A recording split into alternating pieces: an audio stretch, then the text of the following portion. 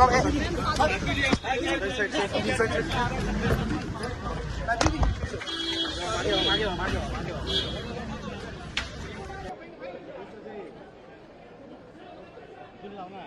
LCD बघा LCD बघा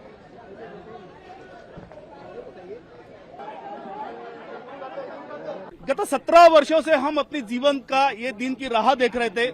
मुझे पूरा विश्वास है स्वतंत्र भारत के स्वायत्त सार्वभौम विश्वसनीय न्यायालय के ऊपर कि हमारे निर्दोषत्व के ऊपर वो ठप्पा लगाएगा। जो सच हमें पहले दिन से पता था, तत्कालीन यूपीए गवर्नमेंट को पता था, जांच एजेंसी को पता था, वो सच आज दुनिया को पता चलेगा। मुंबई में जो 7/11 का सीरियल ब्लास्ट ट्रेन का हुआ था, उसके अंदर 18 वर्ष के बाद में सम्माननीय न्यायालय ने सभी भारतीयों को निर्दोष छोड़ा। वैसे ही मालेगांव विस्फोट केस के 2000 केस में भी 10 वर्षों के बाद में उन निर्दोष भारतीयों को छोड़ा गया था। तो आज हमारा निर्दोषत्व के ऊपर सम्माननीय न्यायालय अगर ठप्पा लगाता है तो किसी को आश्चर्य व्यक्त करने की कोई आवश्यकता नहीं है। ये जो पूरी टीम थी तत्कालीन, इन्होंने सरकार के दबाव के अंदर इन्वेस्टिगेशन किया, निर्दोष भारतीयों का जीवन बर्बाद किया अपने क्षुद्र राजनीति के लिए।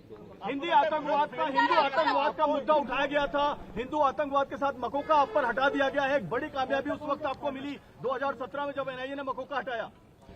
स्वतंत्र भारत की इस पवित्र माटी के ऊपर पहली बार किसी राष्ट्रभक्तों को, धर्मनिष्ठ को और संतजनों को आतंकवाद शब्द के साथ हमारा जो आराध्य श्रद्धा का जो प्रतीक है परम पवित्र भगवा और हिंदू शब्द को विश्व पटल के ऊपर बदनाम किया कांग्रेस ने। कांग्रेस का शीर्ष नेतृत्व राज्य का और केंद्र का, उसमें प्रमुखता से है शरद पवार, दिग्विजय सिंह, सुशील कुमार शिंदे, शिवराज पाटिल, शकील अहमद, अहमद पटेल, सोनिया गांधी, राहुल गांधी। इन्होंने 2009 का आम चुनाव सामने रखकर ऑन ड्यूटी कर्नल ऑफिसर को, अपने ही सरकार के लिए काम करने वाला ऑन ड्यूटी कर्नल को इस मुकदमे में आतंकवादी बनाया। रिटायर आर्मी ऑफिसर को आतंकवादी बना के 17 साल जिंदगी बर्बाद किया, जिसने 93 ब्लास्ट के पश्चात इसी मुंबई की लोगों की जान बचाने के लिए अपना कर्तव्य का निर्वहन किया था। तो इतना झूठा, इतना फैब्रिकेटेड मुकदमा दुनिया में कहीं पर भी नहीं है। केवल आरोपी ही एलिगेशन नहीं कर रहे, तो विटनेस भी कर रहे, ऑन ड्यूटी आर्मी ऑफिसर भी कर रहे। और इस मुकदमे का ओरिजिनल एफआईआर गायब है, 164 स्टेटमेंट गायब है, एफिडेविट गायब है, कन्फेशनल स्टेटमेंट गायब है। जो इलेक्ट्रॉनिक एविडेंस के नाम के ऊपर जो हमको बताया गया था, वक्त के ऊपर ट्रायल में वो चला ही नहीं। जो एटीएस का मेन विटनेस था कि जिसने बोला कि मैं, जिसका स्टेटमेंट था कि मैंने जब स्पॉट के ऊपर गया तो मैंने ऐसा ऐसा देखा, लेकिन जब साक्ष्य देने के लिए आया तो वो कहता है कि मैं 100% कॉन्फिडेंट नहीं हूं कि यहीं पर ऐसा ही ब्लास्ट हुआ करके।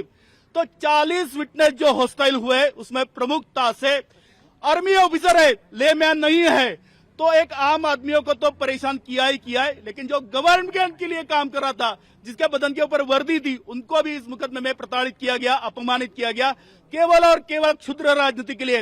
इस देश की कांग्रेस ने बहुसंख्यक हिंदुओं के मतों के आधार के ऊपर दशकों तक सत्ता का उपभोग किया, लेकिन इसी हिंदू समाज के साथ विश्वासघात किया। विश्व पटल के ऊपर जो भी बम विस्फोट होता है उसका कोई भी समर्थन नहीं कर सकता है। ये कायराना हमला है।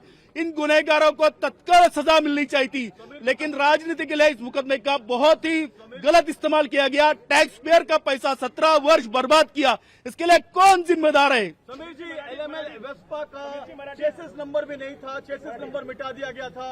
40 से ज्यादा गवाह हॉस्टाइल हो चुके हैं। आप क्या कहेंगे?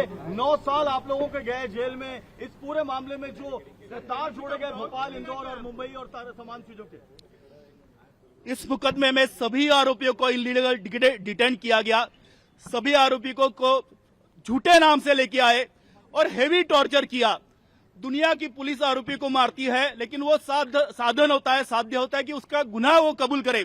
हमारा दुर्भाग्य यह है कि हमने कोई गुनाह किया नहीं है, यह उनको पता था, लेकिन केवल अपनी क्षुद्र राजनीति के लिए जो सामाजिक, धार्मिक और राजकीय जीवन जीने वाले लोग थे केंद्रीय स्तर के, जिनको हम जानते नहीं थे, उनका नाम आप ले लो, इसलिए हमको मारापीटी किया गया। हम न्यायालय में किसी का कंप्लेंट ना करें, इसलिए हमारे साथ मारापीटी किया गया। आज इस मुकदमे के अंदर कोई भी आई विटनेस नहीं है। आज इस मुकदमे के अंदर जो भी गाड़ी का कहानी बताया गया है वो साबित नहीं हुआ है। किसी भी साक्षीदार ने किसी भी आरोपी के खिलाफ एक लफ्ज बोला नहीं है। तो यह 100% फैब्रिकेटेड